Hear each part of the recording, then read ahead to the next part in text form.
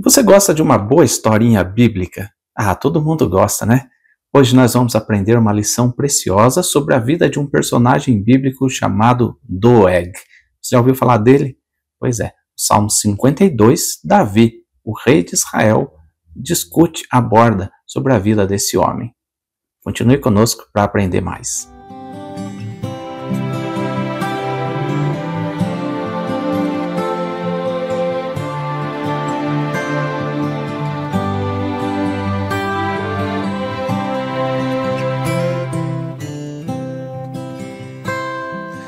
Olá meus amigos, Shalom Aleichem, sejam todos bem-vindos mais uma vez ao nosso canal da Sinagoga Ahavat Chesed.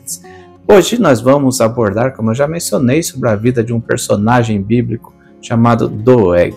O rei Davi, nesse salmo de hoje, Salmo 52, ele vai falar para nós sobre um modelo de tragédia que acontece na vida, não apenas de Doeg, mas de todas as pessoas que decidem usar os seus talentos para fazer o mal.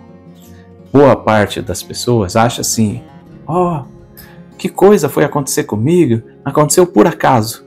Nada é por acaso na vida da gente. Aquilo que a gente planta, a gente colhe. E Doeg, esse personagem, traz para nós exemplo do que não fazer com os talentos que Deus coloca na nossa mão. Certamente você já pensou a respeito disso, né? E se aquele bandido, quando você assiste um noticiário lá e vê as maneiras mirabolantes que as pessoas fazem para cometer crimes, né? No Brasil a gente é um país, infelizmente nosso país é especialista em crimes de internet. Basta acontecer alguma coisa, uma notícia, já aparece as pessoas dando golpes, né? Infelizmente. Já pensou se essas pessoas usassem o seu talento para o bem, para fazer algo bom? Ao invés de desenvolver estratégias para enganar os outros, desenvolver estratégias para cuidar da vida de outras pessoas. Como o mundo seria melhor, né? E aí a gente pensa, que desperdício de talento. Que desperdício de talento a vida dessas pessoas. Vamos ouvir o Salmo 52, na voz da Eliana, e depois a gente volta mais uma vez com os comentários do Rabino Chaim Kanievski. Hoje eu vou falar bem pouquinho o comentário do Rabino Chaim Kanievski, mas um comentário precioso. A gente vai ouvir o Salmo agora e depois eu volto para falar com vocês dos ensinamentos que a gente tem a aprender.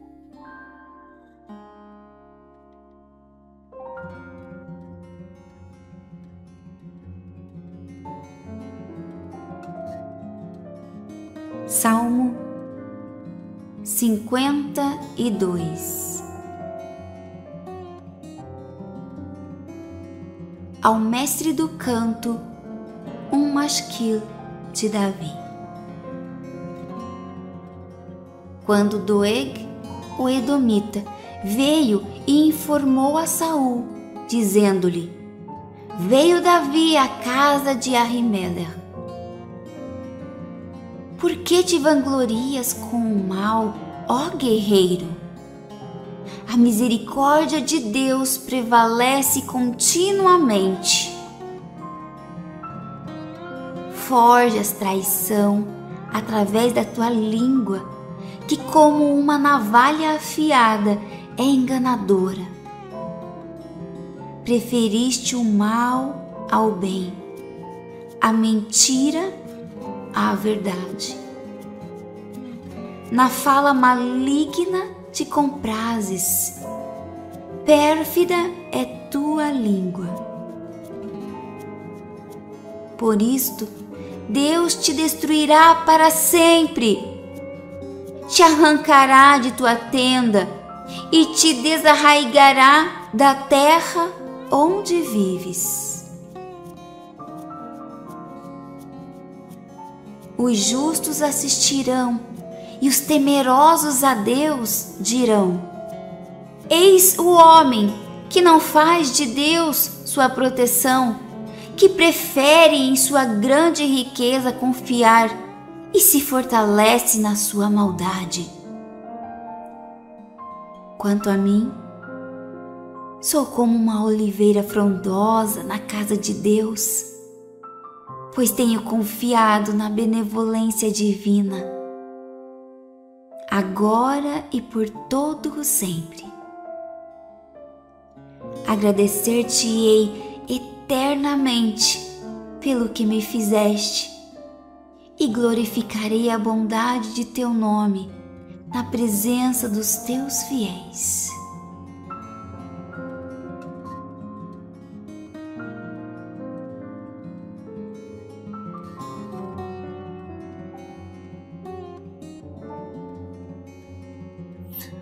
Tendo ouvido o Salmo, a gente já aprende que desde o começo ali, na introdução, já fala que Doeg foi um personagem que foi falar ao rei Saul sobre Davi, que ele estava com Ahimelech. Afinal de contas, o que há de errado nisso? Um homem que foi falar ao rei Saul sobre Davi, onde ele estava. Bom, vamos começar primeiro entendendo quem era Doeg. E para isso, você precisa abrir a sua Bíblia, primeiro livro de Samuel, capítulo 21, versículo 7. Diz assim o texto: Achava-se ali, naquele dia, um dos servos de Saul, detido perante o Senhor, cujo nome era Doeg, edomita, o maioral dos pastores de Saul. Então aqui a gente já tem algumas informações iniciais. Doeg não era parte do povo de Israel, ele era um edomita, o texto deixa claro isso. E quem era Edom, você sabe? Bom, Edom, a Bíblia diz lá em Gênesis capítulo 36, versículo 1, estas são as gerações de Esaú, que é Edom. Doeg era um descendente de Esaú, portanto, não era parte do povo de Israel. E ele, servo de Saul, era o chefe dos pastores, então ele tinha uma posição elevada dentre os servos do rei Saul. Segundo a tradição judaica, você vai encontrar isso no Talmud, Tratado de Sanhedrin 106b, Doeg era considerado um homem muito sábio, conhecedor, erudito da Torá, mas que, infelizmente, usava o seu conhecimento de forma distorcida. Como que a gente sabe disso, que ele usava o conhecimento de forma distorcida? Vamos tentar trazer um parâmetro para vocês, tá? Primeiro livro de Samuel vai falar, a partir do versículo, capítulo 19, 18, 20, por ali, já vai falar que o rei Saul começou a perseguir Davi, porque Davi ficou mais famoso que ele. Davi tinha derrotado Golias, Davi era um grande guerreiro, Davi então incitou no coração de Saul uns ciúmes. E Saul começou a querer matar o rei Davi. Davi ainda não era rei, embora já tivesse sido escolhido pelo profeta Samuel como futuro rei de Israel. Davi, então, tem que fugir do rei Saul. E aí, esse é o contexto da história de Doeg, tá? Saul já estava no seu propósito de matar Davi, Davi foge de Saul e vai ao encontro de Ahimelech. Isso está no primeiro livro de Samuel, capítulo 21. Doeg viu que Davi tinha entrado na casa de Ahimelech. E aí, só que ele não sabia o que tinha acontecido ali dentro, né? Ahimelech aconselhou Davi, saciou a fome de Davi e de seus homens com os pães da proposição e deu a ele a espada de Golias, que havia sido morto pelo próprio Davi. Acontece que Doeg, ao ver Davi saindo da casa de Ahimelech, como todo bom fofoqueiro, foi direto contar para o rei Saul. A Torá, ela traz para nós uma mitzvah muito importante. Abra comigo a sua Bíblia aí em Levítico capítulo 19. E no versículo 16 nós temos escrito: não andarás como mexeriqueiro entre o seu povo. Não andarás como mexeriqueiro. Não fica bisbilhotando o que acontece na vida do outro. Não fica se metendo na vida dos outros. Não te porás, isso é muito importante, não te porás contra o sangue do teu próximo. Eu sou o Eterno. a gente vai entender um pouco mais desse contexto. Não viver como mexeriqueiro e não se colocar contra o sangue do teu próximo, porque as duas coisas estão intimamente ligadas, e a gente vê isso claramente na história de Doeg. Voltando para o texto, lá em 1 Samuel, no capítulo 22, começa a história a se desenvolver. Versículo 9 em diante vai falar para nós sobre Doeg. Eu vou lendo os versículos e a gente vai intercalando com comentários. 1 Samuel 22, 9 diz assim: Então respondeu Doeg, o edomita, que também estava com os servos de Saul. Saul tinha convocado os seus servos para perguntar sobre Davi. E aí disse: Eu vi o filho de Jessé chegar a Nob, a Ahimelech, filho de Aitub. E como Ahimelech, a pedido dele, consultou o Senhor, ele fez provisões. Será que Doeg realmente viu isso? Ou ele deduziu? Não está escrito que ele estava na mesma sala. Não está escrito que ele estava na mesma casa. Não está escrito que ele sentou com Davi e Ahimelech para ouvir a conversa. Mas ele diz que Ahimelech fez provisões a Davi. E deu-lhe a espada de Golias, o filisteu. Aí sim, ele viu que Davi saiu da casa de Ahimelech com a espada de Golias. Então o rei mandou chamar Ahimelech, sacerdote, filho de Aitub, e toda a casa de seu pai, a saber, os sacerdotes que estavam em Nob. E todos eles vieram ao rei. Perceba que a fofoca de Doeg já começou a fermentar na vida de Saul. Mandou chamar Ahimelech. Traz todos os sacerdotes ali em volta. E eles vieram. Sem medo, sem saber o que estava acontecendo. E disse Saul: Ouve, peço-te, filho de Aitub. Este respondeu: Eis-me aqui, meu senhor. Verso 13, então lhe disse Saul: Por que conspiraste? Olha como Saul já interpretou as palavras de Doeg. Por que conspiraste contra mim, tu e o filho de Jessé? Pois lhe deste pão e espada e consultaste a favor dele a Deus, para que se levantasse contra mim e me armasse ciladas como se vê hoje? Olha só o contexto causado por Doeg. Saul acusa os sacerdotes e Ahimelech de ter conspirado com Davi contra ele. Verso 14 diz: E respondeu Ahimelech ao rei e disse: E quem, entre todos os teus servos, há tão fiel como Davi, o genro do rei? Ahimelech faz questão de lembrar a Saul que Davi era seu genro, era um servo fiel, chefe da tua guarda pessoal e honrado na tua casa. Acaso é de hoje que consulto a Deus em seu favor? Não, jamais impute o rei coisa nenhuma a seu servo, nem a toda a casa de meu pai, pois o teu servo de nada soube de tudo isso, nem muito e nem pouco.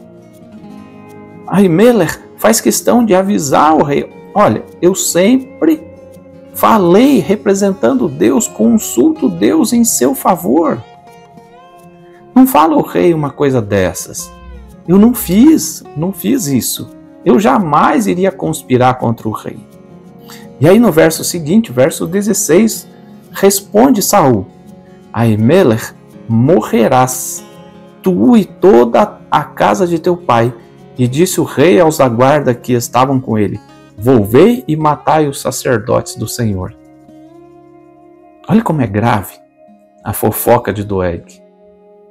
O rei Saul decreta a morte dos Kohanim, dos sacerdotes de Israel. Agora, olha, é mais grave ainda a conversa, porque também estes estão de mãos dadas com Davi, porque souberam que fugiu e não me fizeram saber. Só que olha o comportamento dos servos do rei Saul. Porém, os servos do rei não quiseram estender as mãos contra os sacerdotes do Senhor. A própria guarda do rei não concordou com o rei em matar os sacerdotes. Tudo isso por conta da escolha de Doeg de falar, fofocar, falar mal daquilo que ele nem sequer sabia. Às vezes a gente pensa assim, mas foi sem querer, eu falei na inocência. Ninguém fala na inocência essas coisas. Acusações gravíssimas. Mas eu não falei para o rei que eles conspiraram. O problema não é o que ele falou, mas como falou. Como falou. E de que forma foi interpretado pelo rei aquilo que Doeg fala. Verso 18, o texto nos diz: Então disse o rei a Doeg: Volve-te e arremete contra os sacerdotes. Então se virou Doeg, o edomita, e arremeteu contra os sacerdotes e matou naquele dia 85 homens que vestiam a estola sacerdotal de linha. 85 homens que vestiam a roupa sacerdotal de linho foram mortos porque Doeg começou fazendo uma fofoca ao rei. E ele mesmo foi capaz de se lançar contra o sangue do seu próximo. Está vendo o versículo da Torá? Não ande como um mexeriqueiro e não atente contra o sangue do próximo. Doeg agiu como mexeriqueiro e atentou contra o sangue de 85 sacerdotes. E tem mais. Verso 19. Também a Nob, cidade destes sacerdotes, passou ao fio da espada, homens e mulheres, e meninos, e crianças de peito, e bois e jumentos, e ovelhas. Olha o grau da ira de Doeg contra a cidade dos sacerdotes, contra os sacerdotes. Ele matou 85 Coanim. Pensa que ele estava satisfeito? Não, ele matou os homens, matou as mulheres, matou os meninos, matou os bebês, matou os rebanhos. As nossas escolhas, elas são muito importantes na nossa vida. Embora a Bíblia não relate como foi a morte de Doeg, o comentário Yalkut Shimoni afirma que Doeg morreu por lepra. Pode ser, por causa da maledicência que ele causou. Mas outros comentaristas vão dizer que ele foi morto pelo próprio rei Saul. Tá? Então esse é o fim de Doeg. Essa é a história dele. Então, contextualizado toda a história, olha como foi grave, olha que história importante da gente saber. Né?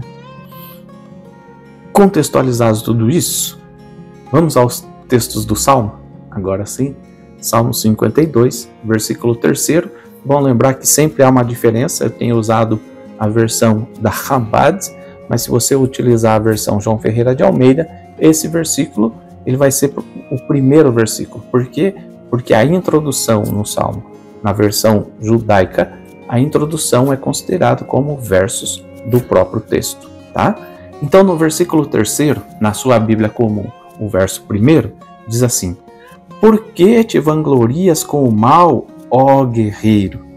A misericórdia de Deus prevalece continuamente. Então, vou utilizar inicialmente esse comentário aqui, edição Vengrovsky, como eu já falei nos vídeos anteriores, dentro do Salmo. Como dito anteriormente, né, já mencionei a diferença das versões. Nesse verso aqui, o verso fala de Doeg como um guerreiro. Na versão João Ferreira de Almeida, que é a Bíblia que provavelmente você tem aí na sua casa, ele é chamado de um homem poderoso. Afinal de contas, ele era um guerreiro ou um homem poderoso? Bom, quando a gente lê o comentário aqui, as duas palavras elas estão conectadas. Ele vai falar assim: ó grande guerreiro, Doeg não era apenas um guerreiro fisicamente, mas ele era um guerreiro, um poderoso homem erudito da Torá, um grande sábio. Assim como a gente pode lembrar de um personagem da Torá mesmo, Bilam. Já ouviu falar a história de Balaão, né? Bilam era um poderoso profeta das nações. que tinha a capacidade até mesmo de conversar com o Deus de Israel. Mas ele, como profeta, escolheu o caminho do mal. Doeg segue o mesmo caminho. Embora a misericórdia de Deus prevaleça continuamente, permaneça sobre o mundo continuamente, Doeg desperdiça a misericórdia de Deus e escolhe o caminho do mal, tal qual Bilam. Por isso você olha muitas pessoas aí, cheias de talentos, cheias de capacidades, de conhecimento bíblico, cheias de oportunidades de estudar a Torá, e escolhem se afastar da misericórdia de Deus e buscam o caminho do mal. Para essas pessoas, a consequência, infelizmente, é a mesma de Doeg, é a mesma de Bilam. Seguindo com o Salmo, nos versículos 4 até o 6, nós temos escrito assim: forjas traição através da tua língua, que como uma navalha afiada é enganadora. Preferiste o mal ao bem e a mentira à verdade. Na fala maligna te comprases, pérfida é a tua língua. Aqui fica claro para nós que na vida tudo é uma questão de escolha. E a língua de Doeg é chamada aqui de uma navalha afiada, enganadora. Quando a gente olha para a Bíblia, o rei Salomão, existem escritos infinitos ali, até mesmo no Novo Testamento, sobre o poder da língua. Mas o rei Salomão, ele diz lá em Provérbios capítulo 18, versículo 21, a morte e a vida estão no poder da língua. O que bem a utiliza, come do seu fruto. E, obviamente, o que mal a utiliza, morre como consequência do mal que produz ao falar. De novo, esse é o caso de Doeg. Por que que tantas pessoas com tanto conhecimento, elas se perdem?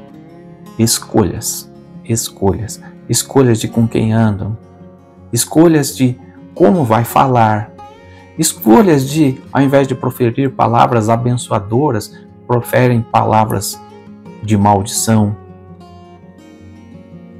Escolhas, gente. Tudo na vida é uma questão de escolha. Talvez você não seja o maior dos sábios, talvez eu não seja o maior dos sábios, mas eu e você escolhemos o caminho de falar palavras de Torá. E isso transforma a nossa vida, transforma o nosso dia a dia, transforma a nossa língua não numa navalha afiada, mas em algo doce, que fala palavras de amor às pessoas, que alerta as pessoas para uma vida de Torá. E aí o Salmo segue dizendo assim, no versículo 8 e 9, os justos assistirão, e os temerosos a Deus dirão, eis o homem que não faz de Deus a sua proteção, que prefere em sua grandeza, confiar e se fortalecer na sua maldade. Esse é Doeg. Assim como ele, muitos outros. E após verem a punição divina que recai sobre aquele que escolhe o mal, os justos, tementes a Deus, fortalecem ainda mais a sua fé e percebem o quanto é precioso buscar a proteção divina e confiar no Criador. Não apenas nas suas riquezas, nos seus bens materiais ou mesmo na sua falsa sabedoria, na sua pretensa sabedoria para fazer o mal. O justo, ele teme a Deus. E quando ele vê o mal sendo punido, sendo castigado, ele sabe que é melhor confiar em Deus. O homem mau, ele pode prosperar nos dias atuais, ele pode chegar a cargos poderosos, quem sabe um senador, um presidente, um deputado, ele pode ter a força da caneta em sua mão, mas o justo, ele tem a força de Deus ao seu lado. O Senhor sempre está à destra do tzadik. Entenda isso. Busque isso na sua vida. Isso é relevante. Na versão João Ferreira de Almeida, esse versículo, ele diz assim, os justos hão de ver tudo isso temerão e se rirão dele. Vão rir da consequência do ímpio. Embora a Bíblia nos diga claramente que a gente não deve se alegrar quando morre, quando o mal sobrevém sobre os nossos inimigos. Não te regozijes. Mas Rav Chaim aproveitava essa oportunidade para dizer os justos temerão e rirão, para fazer um pensamento diferente. E ele fala sobre a alegria que a gente tem que ter na festa de Purim. A festa de Purim é a festa mais alegre. Como você sabe, o calendário judaico, vou deixar aqui no card até um vídeo para você entender um pouco sobre o calendário judaico. O calendário de Israel, ele contempla os 12 meses, como o nosso calendário gregoriano usado no Brasil, e um ano sim, um ano não, praticamente, existe um 13º mês, que é chamado de Adar 1. Quando o ano tem 12 meses, tem o mês de Adar. Quando o ano tem 13 meses, tem Adar 1 e Adar 2. Quando o ano tem 13 meses, o mês de Adar 1 tem uma celebração chamada Purim Katan, ou Purim menor, Purim pequeno, que está atrelada ao Purim pleno, que ocorre no mês de Adar. Nesse caso, Adar 2. E aí, o Rabino Chaim Kanievsky está falando sobre Purim Katan, a alegria que a gente tem que ter. E de repente um dos seus discípulos vem e pergunta para ele: mas já não há uma mitzvah de que a gente tem que ser alegre o ano todo? Por que decretar que a gente tem que estar alegre em Purim Katan? E aí o Rav Chaim Kanievsky explica que só há alegria verdadeira, plena, na vida daquele que está constantemente estudando a Torá. O comentário no livro ele é mais profundo, ele tem uma abordagem maior, ele fala de uma história do neto do Rabino Chaim Kanievsky, que havia completado um ciclo de estudos da Torá pela primeira vez. E aí, Rav Chaim Kanievsky no livro disserta a respeito disso, Então, se você quiser, esse livro aqui é muito precioso, não tem em português, acredito que nem em espanhol. Esse livro aqui está em inglês, mas se você lê em inglês, ou se você quiser usar o Google Tradutor, é uma boa pedida. Infelizmente o livro não está disponível no Brasil, mas você pode buscar aí. Hoje a gente consegue fazer compras internacionais, Enfim, Rabino Chaim Kanievsky fala para nós que só há alegria verdadeira, plena, na vida daquele que está constantemente estudando a Torá. Mesmo seu neto, quando concluiu os estudos da Torá, ele falava para o neto: você leu a Torá, a Torá escrita. Agora você tem que estudar a Torá oral, ou seja, o Talmud. E só quando você entende e lê os dois, você passa a entender melhor. Então ele falava: não, você completou uma etapa, tem que ter alegria, mas complete a segunda etapa também, para ter mais alegria ainda. E você sabe que constantemente, dia após dia, nós lemos a Torá. Existem as porções semanais, existem as 7 aliotes, a porção diária do estudo da Torá, e a gente pode estar constantemente conectado com a palavra de Deus. Bom, dito isso, vamos voltar para o Salmo para a gente concluir. Salmo 52, ainda nos versos finais, ele diz assim: quanto a mim, eu sou como a oliveira frondosa na casa de Deus, pois tenho confiado na benevolência divina, agora e para todo sempre. Davi, aqui, ele se compara com uma oliveira. Você sabe, a oliveira é um fruto símbolo de Israel, uma árvore símbolo de Israel. O seu fruto, a azeitona, ela é um fruto símbolo de Israel. A oliveira é uma árvore milenar, tal qual o povo de Israel, de raízes fortes, tal qual o povo de Israel. É uma árvore resiliente, é uma árvore que se fortalece e continua a gerar frutos. Anos, décadas, séculos, milênios. E assim deve ser o povo de Israel. E assim é todo aquele que teme ao Senhor. E Davi fala: quanto a mim, eu sou como uma oliveira frondosa, uma oliveira bonita, forte na casa do nosso Deus. Que nós possamos ser assim. Que Deus não encontre em nós palavras mentirosas como a de Doeg, um coração cheio de maledicência, um coração cheio de lashon hará, um coração de mexeriqueiro, mas que Deus encontre em nós pessoas que utilizem o seu tempo com sabedoria para estudar a Torá, porque a Torá é que traz felicidade ao nosso coração. Não confiamos em riquezas, especialmente em riquezas adquiridas através de maus atos, mas confiamos na riqueza maior, que é uma vida de Torá e uma vida de bons atos diante do Criador. E é para esses que Deus reserva o mérito de ser como Davi, ou melhor, de ser como uma oliveira frondosa diante do teu Criador. Espero que você tenha gostado, que você tenha aprendido lições preciosas, e eu te espero no nosso canal cada vez mais, se aprofundando dentro do conhecimento dos Salmos, da Torá e de toda a cultura judaica, que traz para nós a proximidade com o Criador.